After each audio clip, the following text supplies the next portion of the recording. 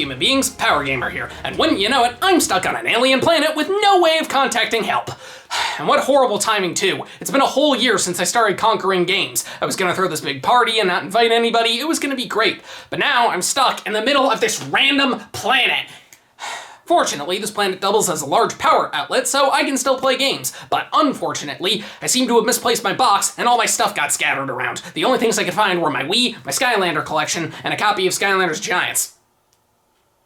Well, guess there's only one thing to do. Skylanders Giants, a sequel that was bigger in almost every way. The follow-up to one of the most successful games of 2011, Skylanders Giants was pretty much designed to be a success. But how did this game come to be? Well, after the release of the first game, development quickly began on the sequel. The developers, Toys for Bob, wanted to build upon the fundamentals of the first game. They wanted to introduce new characters, challenges, and have a more story-focused adventure. And they figured since they were going bigger with most elements of the game, why not go bigger with the Skylanders themselves? So the main new gimmick was the Giants figures, which were double the size of the figures from the previous game. The game was first revealed at the American International Toy Fair in February of 2012, and was further shown off at E3 later that year. The full game was released for the Wii, PS3, and Xbox 360 on October 17th, 2012 in Australia, October 19th in Europe, and October 21st in North America. And the Wii U version was released the following month as a launch title for the system. Reception was about the same as the first game, and it once again made a boatload of cash. Over 500,000 starter packs were sold within 2 weeks, and the game and figures generated over $195 million. And a few months later, it was reported that the entire series had made over $1 billion in only 15 months. And with it being a sequel to one of my favorite childhood games, that meant I dove into it immediately, right? Nope, I passed on this game originally, despite absolutely loving Spyro's Adventure. My history with Skylanders is actually a little complicated. I played a bunch of Spyro's Adventure with my brother, skipped on Giants initially, got Swap Force but didn't play much of it until later, was obsessed with Trap Team, then went back and got Giants, then got Superchargers and Imaginators as soon as I could. Now, why did I skip on Giants initially? Well, because it came out so soon after the first one, and I didn't feel like I was done with that yet. Not only because me and my brother had to start the whole game over, but because we also wanted to finish our Spyro's Adventure figure collection, which, spoiler alert, we never ended up doing. But when I did finally play Giants, I had a good time with it, and from what I've seen, this seems to be the fan-favorite entry in the series. So, was I wrong to skip it initially, or was there a deeper reason for it? Well, I got nothing else to do, so let's find out.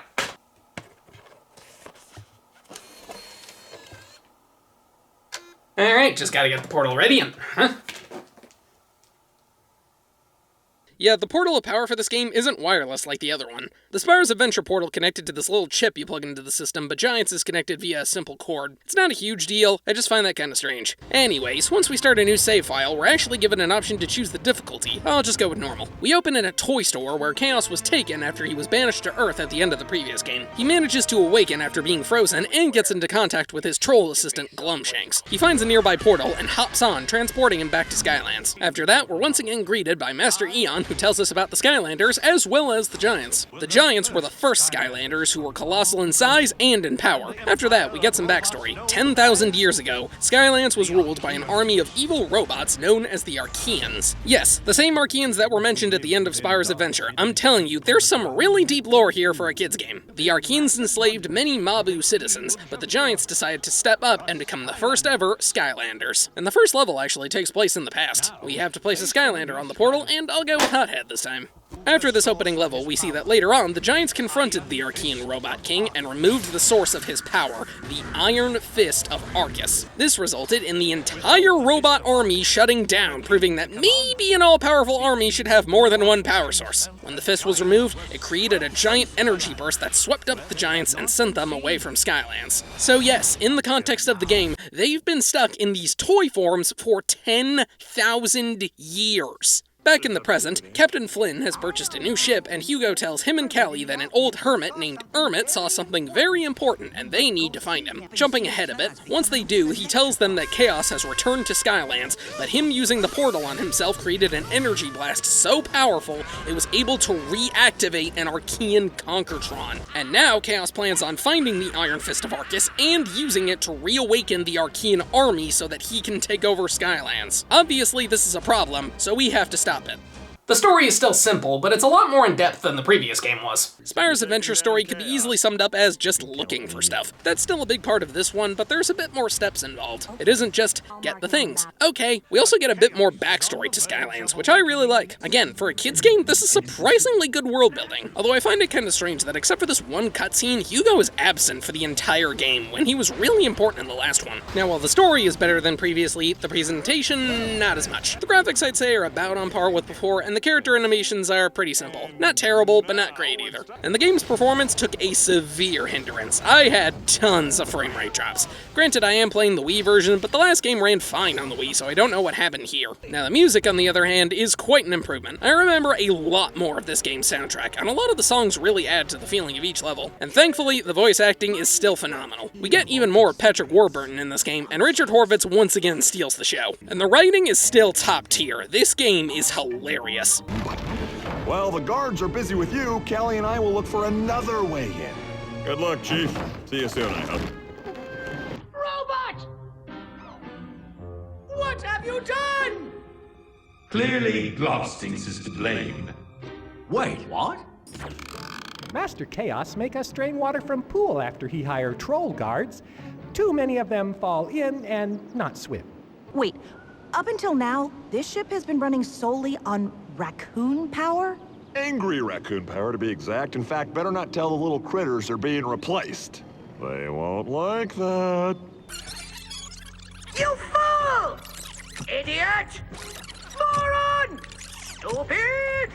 Well done, Glumshanks. Hey, I don't remember that. Now, the gameplay is ultimately the same as the first game. You run around beating up enemies and solving pretty basic puzzles. You have 3 attacks you can use, restore health from eating food, and can collect treasure to give to Persephone for upgrades. And unfortunately, the issues with the first game are still here. You still move really slow, and the combat can get kinda repetitive. And for some reason, you still can't jump. It's not that big a deal, the game is designed around not being able to jump, but I still don't know why we can't. But there are some new additions, with the big one being the Giants. They're bigger and stronger than regular Skylanders, who are now referred to as cores. They don't do more damage, but they have certain abilities that the cores don't. They can smash destroyable objects just by walking over them, they can pick up and throw boulders, they can smash holes in the ground in certain locations, and the flashiest of all is the Feat of Strength. Basically, you just shake the Wii Remote to do something fancy and open up a new area. This can range from shoving over a statue, throwing logs up in the air, and even moving islands. It's nothing huge, but still pretty cool. The biggest thing Giants can do, though, is they can smash walls that cores need a bomb to destroy. That's honestly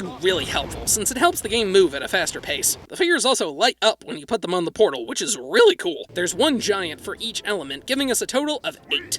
Do I really have to do this again? Fine. Ninjini, Crusher, Thumpback, Hothead, Bouncer, Eyebrow, Swarm, and Tree-Rex. I love that name. But there's also 8 new core Skylanders as well. Jeez. Pop Fizz, Flashwing, Chill, Hot Dog, Sprocket, Fright Rider, Jetvac, and Shroom Boom.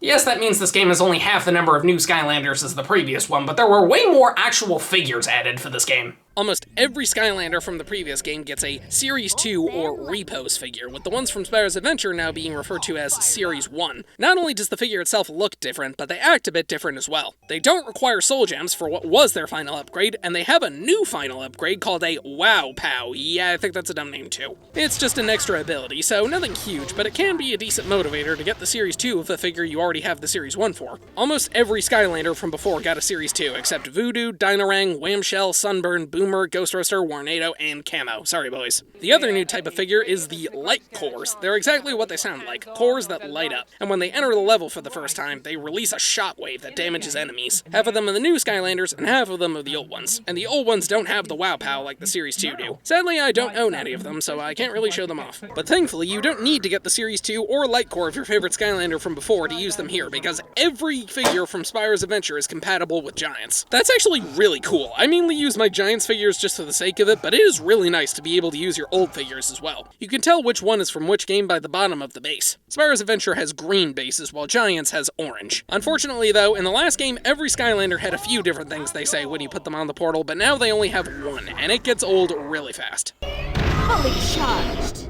Time for trouble. Leading the charge. Volts and lightning. Volts and lightning. Volts and lightning. And characters that didn't talk previously now do. Yeah! No, go! No, What was that?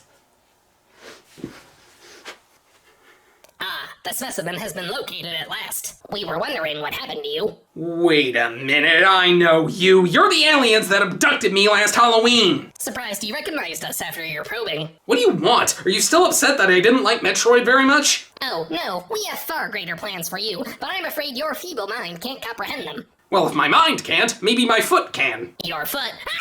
We'll be back. The combat for this game is the same as the last one, and so are most of the puzzles. Just pushing blocks, moving lasers, and these lockpick minigames that were in the first one, but I completely forgot to talk about them. Whoops. You have to tilt the chamber to move this little goblin around into the purple gear things. Once you get them all, the lock opens. Some of them have holes that transport him, and some have conveyor belts that move him. Other than that, there's not much to them. The other biggest addition to this game, though, is a new minigame called Sky Stones. You play it sporadically throughout the game, but it's only mandatory in a couple of levels. You and another character place stones on a grid. Each stone has an enemy from the game on it and arrows all around it. If you place a Sky Stone next to one with fewer arrows on that side, that stone becomes yours. But in return, the same also applies to your opponent. Whoever has the most stones when all the spaces are filled wins. If you do win, you get a stone from them. And no, you don't have to worry about losing your stones. Some boards also have elemental spaces where you have to play a stone of the matching element or else it turns into a block space, which is useless. It's not a very deep game, but it's a decent way to add some variety without feeling forced. Combat gates from before also make a return, which don't open until you defeat all the enemies in the area. But there are also now combat bounce pads, which do the same thing. As I said earlier, there's now a difficulty selection which determines how much health enemies have and how much damage they do. Easy is pathetic, normal is about as tough as Spyro's Adventure, and hard can get pretty tricky. New to this game are ambushes, where you have to fight some of those evil Skylander clones Kaos summoned in the last game. They only happen in certain areas, and you sadly don't get any new ones, which I think is a bit of a missed opportunity. And correct me if I'm wrong, but I don't think these happen on easy mode, because I don't remember these things at all. The hub world for this game is Flynn's new ship called the Dread Yacht. It's not as big as the Core of Light Ruins, which I like since it keeps things more condensed. And you talk to Flynn to start every mission instead of adding a bunch of new characters that serve no purpose other than starting missions. But there's still a decent amount of characters on the ship. Right off the bat, you've got Callie, who still gives you heroic challenges. They act the same as before, and hell, the reposes have the same challenges that they did in the first game. There's also Persephone, who still gives you upgrades, but there's one downgrade from before. Welcome back. Ready for another magical upgrade? She says that literally every time you enter her room, and it gets pretty annoying. As you go along, you add more characters to the ship. Some of them just let you talk to them and not much else, but others serve an actual purpose. Auric, who was an NPC that did nothing in the last game, now runs a shop where you can buy hats, sky stones, power-ups, and arenas for the battle mode. You can also find him in each level, and I really like the shop because it means money isn't useless for characters you fully upgraded. Then there's Dreadbeard, who you can play sky stones against whenever you want. And finally is Brock, who takes you to arena mode. Arena mode is a series of challenges where you're placed in a small battle arena and have to fight hordes of enemies, usually with some kind of gimmick. There's 3 arenas total, and you unlock them as you go through the game. I really like arena mode, it's a pretty fun time, and a decent way to get more experience and money. Now what? I told you we'd be back. Look, I don't care why you want me, just let me find my box so I can go home. Oh, you're not going anywhere. Our king has plans for you. What did I tell you about exposing our plans to prisoners? Then tell me where my box is before I stomp on you again. Oh, we don't know where that thing is. We just came to capture you. Then go away. We don't have time to listen to you, you ripoff. Ripoff? Yeah, this whole game review thing. You're just copying what other people do. No, I'm not. Yeah, sure, keep telling yourself that. Piss off. Ow! Once again, you get 3 stars for each level. 1 for beating it, 1 for doing all the challenges, and 1 for getting all the collectibles. All the collectibles from the previous game make a return. Soul gems, hats, treasure chests, and story scrolls all act the same, but the legendary treasures are a bit different. Instead of just being random things, they're actually decorations. In between levels, you can use them to customize the Dread Yacht. It's nothing huge, but it's nice that they actually give them some purpose. There's also 2 new types of collectibles, Winged Sapphires and Luckatron Wheels. Winged Sapphires give you a 2% discount on upgrades. They were in the last game, but there were only 10 of them scattered across the hub world. Here, they're found in the actual levels, and there's a bunch more, which is great because that means you can get a bigger discount overall. And the Luckatron is this machine you can find in the Dread Yacht. By adding wheels to it, you can increase your chances of things like finding more money, food spawning, and getting critical hits on enemies. There's also accolades you can get, which are just simple achievements. You can still gain experience and level up your Skylanders, but they now max out at level 15 instead of level 10, and this includes Series 1 figures. There's also these quests Skylanders can do, like eating enough food or killing a bunch of monsters, but it doesn't really explain how they work exactly. Overall, this game sounds like an improvement over the first one, but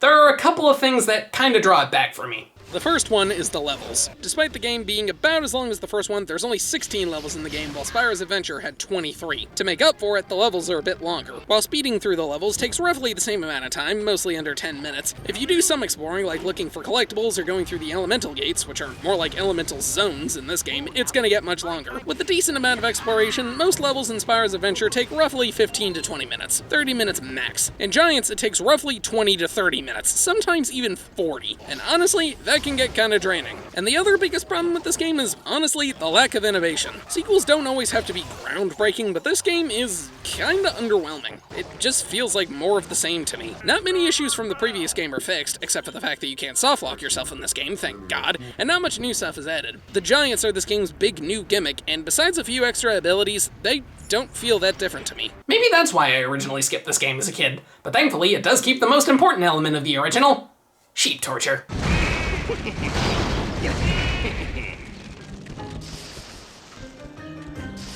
Battle mode makes a return as well. Arena Rumble, Sky Goals, and Sky Gem Master act the same, but we have a new mode in the form of Ring Out. Instead of doing damage, you build up this meter by attacking your opponent. Once it fills up, you unleash a Super Punch, which sends them flying. Your goal is to knock them off the stage, kinda like Super Smash Bros., and the Super Punch gets stronger every time you use it. There's 4 new battle arenas, and the 4 from the first game can be purchased in the shop. The new ones are Sunrise Towers, which has these tornadoes all over the place, Lockdown Islands, which is 3 islands that have teleporters on them, and when both players are on the same island, they disappear for a few seconds, Wheel of Power, which has this elemental attack that heals Skylanders of the same element but hurts others, and Slime Pipe, which fills up with slime, making the floor really slippery. The game also lets you use the adventure packs from the previous game, but I sadly still don't have them. Oh, would you look at that? That's convenient. The adventure packs have these little items that unlock an extra level. First up is Pirate Seas. A group of pirates led by Captain Dreadbeard have taken over a small island and captured most of their residents. Jess Legrand, the daughter of the mayor, asks for your help. You mainly have to play the pirates card game in order to get rid of them. It's really simple. You just have to match the pairs before time runs out. Some cards give you more time, let you peek at all the cards, or shuffle them around. Every time you play, there's more cards that you have to match. After beating Dreadbeard, he runs away with a bunch of treasure and Jess as a prisoner, so you have to storm their island by shooting a cannon at the towers. Beat him one more time, you get the treasure back, and save Jess. Next up is Darklight Crypt. Chef Batterson was selling pies to ghosts, but they mysteriously stopped coming. Turns out a giant eyeball named Oculus has taken over and prevented the ghosts from buying pies. This level, you have to use these platforms to ship between the real world and the ghost world to access certain areas. Some enemies only exist in the real world, and some only exist in the ghost world. Certain objects change as well. Once you reach Oculus's lair, you have to enter the ghost world, use this reactor to bring him into the real world, and then shoot him with a cannon. After 3 hits, he goes down. On to Empire of Ice. You have to assist this wizard named Haldor after his home was frozen over by ice ogres building a giant wall. You have to find 4 pieces of a catapult, and once you put it together, you have to destroy the wall. Launch a bunch of fireballs at it, and eventually it'll go down, bringing back spring. Yeah, this is easily the least interesting of the extra levels. Finally is Dragon's Peak. A dragon named Flavius asks you to help after the Dragon King Ramses was overthrown by his evil brother Vathek. Because all you have to do to become King of Dragon's Peak is sit on the throne. Might need a better system there, buddy. This level is mostly small islands, and at the end of each one, you have to blow this horn to call Flavius. Then you get this little flying minigame where you have to avoid rocks, collect gems, and occasionally destroy mines by spitting fireballs at them. At the end, you have to fight a horde of Vathek's minions and get him to leave the throne. Flavius then takes over and turns him into a statue before giving the title back to Ramses. Honestly, this is probably my favorite of the extra levels, and the image of a giant robot flying on a dragon just makes me laugh. The adventure packs also come with magic items, which act as power-ups. They each have a time limit, and once they run out, they can't be used for the rest of the level. There's the Ghost Pirate Swords, which fly around slashing enemies, the Hidden Treasure, which hides an extra treasure chest in the level, the Healing Elixir restores your health, the Time Twist Hourglass slows down enemies, the Sky Iron Shield increases your defense, the Anvil Ring causes anvils to fall down on enemies, the Winged Boot makes you run faster, and Sparks the Dragonfly flies around shooting enemies. The level items also cause projectiles to rain down and then launch a shockwave. It's pretty much a screen nuke. The level packs also unlock new battle arenas themed around them, and the magic items become power-ups in battle mode. There were also battle packs which unlock new arenas and magic items that just attack enemies, which I sadly don't have. And no, they're not on this planet. What I do have, though, is a sidekick. Sidekicks are mini versions of Skylanders, and they were in the last game, but I didn't talk about them. All they do is follow you around to give you a small stat boost. Nothing crazy. Oh, come on! You're coming with us this time. Ow! Nice try. We were prepared for that. It'd be sad if you weren't. That's what you get for just rehashing the same idea. Ugh, this again? Yes, this again. You're just doing the same thing over and over again, and most of that is stuff other people have done before. I don't think anyone else absorbs games into a rock. Whatever, nobody cares about what you do anyway. Now, we're taking you, and there's nothing you can do about it, so give up or I'm gonna blast you with this laser gun. Hey, that thing looks pretty cool. Can I see it for a sec? Yeah, sure. You dick. That's it. You're gonna regret ever messing with us. What do they know? I'm not just some ripoff. Right? Whatever, let's get into the actual levels. The first level, Time of the Giants, takes place back when the Giants first stood up against the Archeans. Here you meet the ancestors of the Mabu from the last game, as well as this dude named Gigantus, who shows you how to throw boulders and smash holes in the ground. After that, we never see him again. I'll just assume he's dead. To liberate the Mabu, you have to rip out these 3 chains holding up the platform the Conquertron is standing on. Back in the present, Flynn decides you should head to Junkyard Isles to pick up some spare parts. Grab this music box, buy a new engine from Auric in exchange for him setting up shop on the ship, and steal this compass from a group of Drow archers. Now we can head off to Rumbletown to find the Hermit. Unfortunately, he's been captured by this guy named Brock. After he smashes this bridge, you're thrown into the first arena battle. Each arena has its own gimmick, and this one has this grain in the middle that lights on fire. Brock gets fed up and joins the fight himself, and you beat him. You then free Hermit, the Hermit, who's deathly afraid of clouds, and he tells you about Kaos's return. Now Kaos is headed to the secret vault of Archean secrets to find a map to the Iron Fist of Arcus, so we need to get there first. Oh yeah, Brock stowed away on the ship too. And everyone seems to be pretty okay with it. In order to get to the Vault of Secrets, we need an Archean robot. Lucky for us, Hermit just so happens to have one. Unfortunately, the ship gets struck by lightning and we have to land in Cutthroat Carnival, a carnival run by pirates who hate Flynn due to unpaid debts. They agree to repair the ship if you beat them at Skystones, and this is where you first learn how to play it. We also get help from this Mabu named Blobbers in exchange for promising him that he can come with us. After beating Captain Dreadbeard, yes, the same one from Pirate Seas, they fix the ship, but recognize Flynn and we have to run off. Sorry, Blobbers. But Dreadbeard stows away on the ship anyway. Yeah, don't worry, we'll be fine. Now we can head to Glacier Gully to find Hermit's robot. Turns out the robot is haunted and controlled by this machine ghost, but he's been separated and the body is now being worshipped by this ice ogre named Noodles. Also, I want to give attention to the wonderful name Smoltergeist. That's amazing. Once the machine ghost gets his body back, we can head to the vault. You have to pilot the robot body while shooting lasers and punching, much like the Archean Armory from Spyro's Adventure. Make it to the end of the vault, only for Kaos to show up and smash a hole in the roof, sending rocks tumbling down on us. Thankfully, the machine ghost saves us. Kaos finds the map, but accidentally hits the wrong lever, causing it to be destroyed. Nice going there, buddy. He then tells the robot to bring him home. The machine ghost hears this and tells us about it, but his body was damaged from the rocks and he shuts down. And let me tell you, that was heartbreaking as a kid. So we have to go find Kaos's home, only to be shot down by an Archean security copter that followed us from the vault. Now we need to repair the ship again and land in Wilkin Village, a village populated by these creepy wooden puppets. I am not kidding when I say this is one of the most unsettling levels in any video game I have ever played. You have to activate these machines to switch between realms, much like the Darklight Crypt. In our realm, the Wilkin don't move and everything is just a picture, but in their realm, everything comes to life. And moving or not, these things are freaky. The Wilkin agree to fix their ship if we clear out all the monsters in their town. So we do that and find out their creator doesn't really visit them anymore. Turns out the monsters are being sent by the Chompy Mage, a crazy old man with a chompy suit, staff, and puppet. Chompies are the most basic enemy in the game, by the way. They bite you and go down in one hit. Never felt the need to mention them until now. You confront Chompy Mage, and a Wilkin girl named Seraphina gives you a remote to switch between realms. We then get a pretty fun boss fight where he shoots this magic energy at you. Red magic hurts you, but blue magic heals you. By switching between realms, the red magic turns into blue magic and vice versa, so you have to keep switching to avoid getting hurt. Eventually he gets fed up and turns into a giant chompy which you have to attack. Once he goes down, the Wilkin reveal that their creator was actually Kaos, and his home is protected by a force field which comes from a troll castle. After that, Seraphina stows away on the ship. Really need to get better security there, Flynn, and reveal that the Wilkin outfitted the ship with a turret. That was nice of them. Now on to troll home security. Take out these cannons and smash the generator, removing the force field. Yeah, this is the most uninteresting level in the game. Meanwhile, Kaos uses this memory machine on Glumshanks to extract the map to Arcus. The city's apparently buried underground, so he needs a drilling machine. Storm Kaos's castle, and you find him, but he immediately runs off and leaves this dude to attack you, leading to another arena battle. This one has the gimmick of the floor randomly being lowered. Nothing crazy, but it does keep you on your toes. So now we have to find Kaos's drilling machine, only to suffer an aerial attack from some pirates. Good thing we have a turret now. Shoot down the ship, fight off their invading enemies, and then storm the giant ship and destroy it by blowing up the cannons. Now that we have that settled, we can go to Drill X's big rig. Turns out a bunch of Mulkin citizens are being forced to work for Kaos's drilling robot named Drill X, who apparently sings. And it's true, because once you reach Drill X, he throws down some killer beats.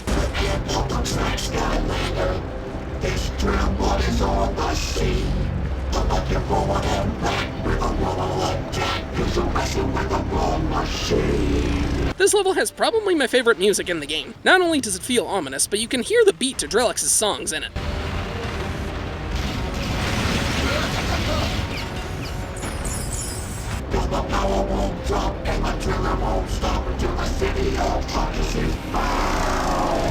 Once you reach him, you have to attack his drill while he tries to smash you. Nothing amazing, but still a decent boss fight. Unfortunately, Kaos's Conkertron tells him that there's another way into the city of Arcus. Luckily, one of the Mulkin told Callie there's an oracle near his home who can give us information too. We go to the Mulkin Mountain, only to find it's filled with monsters, because of course. Fight them all, and we get another arena fight led by the Cyclops named Pipsqueak. The arena's filled with buzzsaws, and once you win, he runs away. The Mulkin tells you the oracle is more of a feeling than in an actual place, so this is the only mission you don't talk to Flynn for. Once you arrive, we get one of the most important moments in the entire game. Flynn, Callie, Emmett, and, of course, Hot Dog.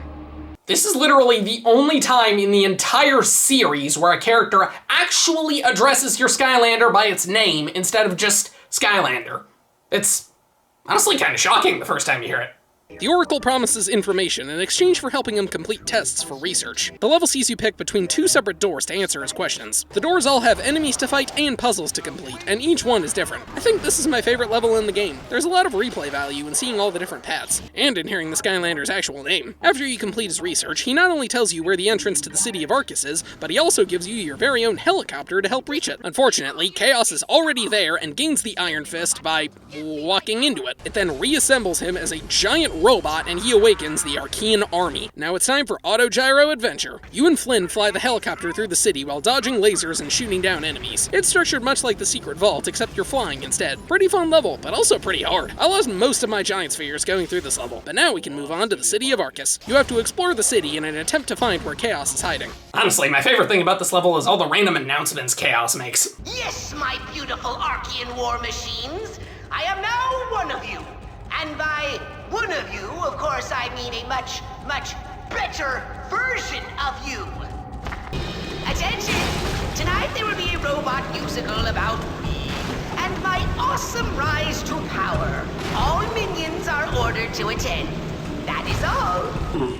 Dear loyal Archean lads, the following Skylanders must be caught and disposed of immediately. All of them! Thank you.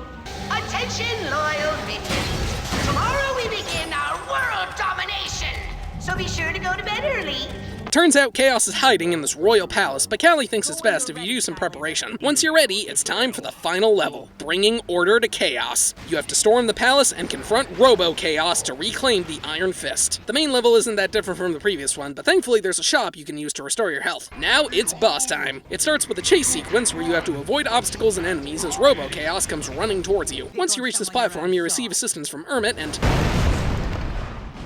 According to my calculations, he is technically larger than us. Hell yeah, the Machine Ghost is back, baby! You have to attack both the Iron Fist and Robo-Kaos's head while he dukes it out with Emmett and the Machine Ghost. While this is happening, he constantly sends minions after you. The fight's not too hard, and I think I prefer the final boss from the last game, but this is pretty fun. I do wish there was a health bar, though. Once you do enough damage, he goes down and loses the Iron Fist, returning him to normal. This causes all the Archean robots to shut down, and the entire city begins to collapse. Glumshanks flies in to save Kaos, but the robot shuts down before they can get too far. And with that, the Iron Fist of Arcus is lost forever, and Skylands is safe once again. We then get the credits, which features a decently funny conversation between Flynn and Chompy Mage, and a post-credit scene where Kaos and Glumshanks return home, only to find a special guest waiting for them.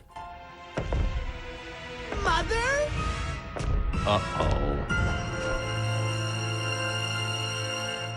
But I'm not done here yet, because once you beat the game, you unlock Nightmare Mode. The ultimate difficulty. You can only select this mode when starting a new save file, and once you do, it's locked and you can't change it. Enemies have tons of health, and almost everything hits like a truck. You're gonna need to bring your A-game and every Skylander you can find if you want to get through this. And your reward for beating the game on Nightmare Mode is an extra cutscene where a bunch of chompies party and dance around the Iron Fist of Arcus.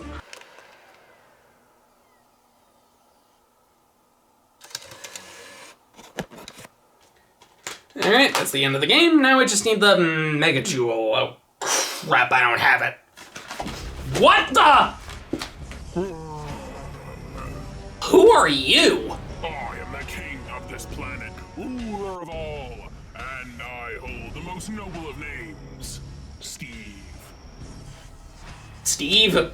Yes, does it not instill fear within you? No, on my planet, that's like the most generic name ever. Well, we're not on your planet, are we? Okay, fair enough. So, why am I here?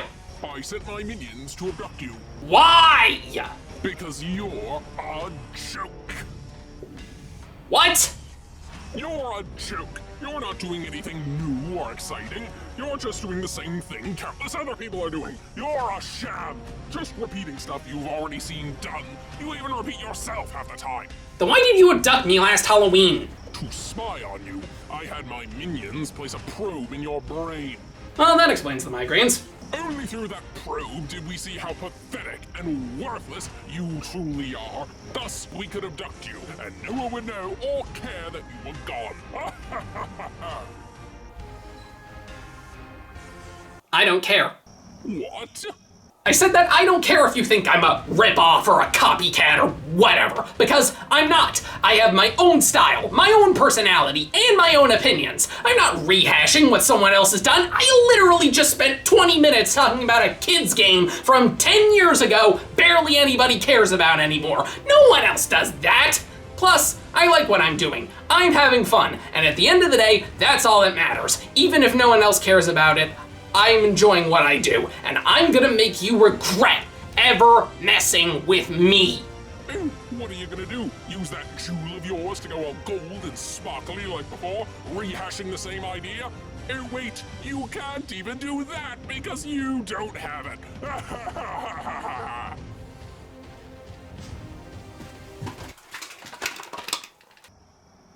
Lights out! In the words of Captain Flynn, boom! And would you look at that? My box. I'll just pop all that stuff back in. And now I can finally use this remote. I designed it to transport my box back to where it normally goes in case of an emergency. Watch! Huh. Probably should have been inside the box. Now what? Oh, a portal. That's convenient. Are you sure that thing's gonna work? Of course! I am a portal master after all. That's just in the game. Well, I don't have any other options, so shut up. Here we go!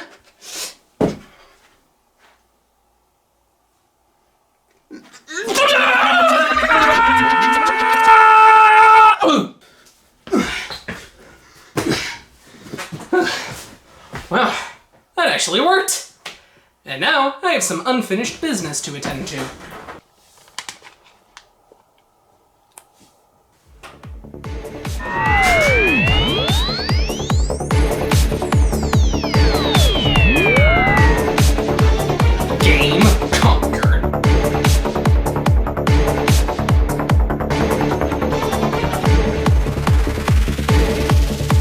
Skylanders Giants is an underwhelming sequel. It's still a good game, but it doesn't really do that much more than the first one did. I think that's why I skipped it initially, and why so many people seem to drop the series after this. I mean, everyone I knew growing up had Spyro's Adventure, most people had Giants, but only a few people had Swap Force, one person I knew had Trap Team, and then no one besides me had Superchargers or Imaginators. But despite not doing much to stand on its own, I still had a good time playing Giants. If you have a copy lying around, maybe dust it off and give it another go. And I learned that I'm original in my own way, and I shouldn't care about what other people think.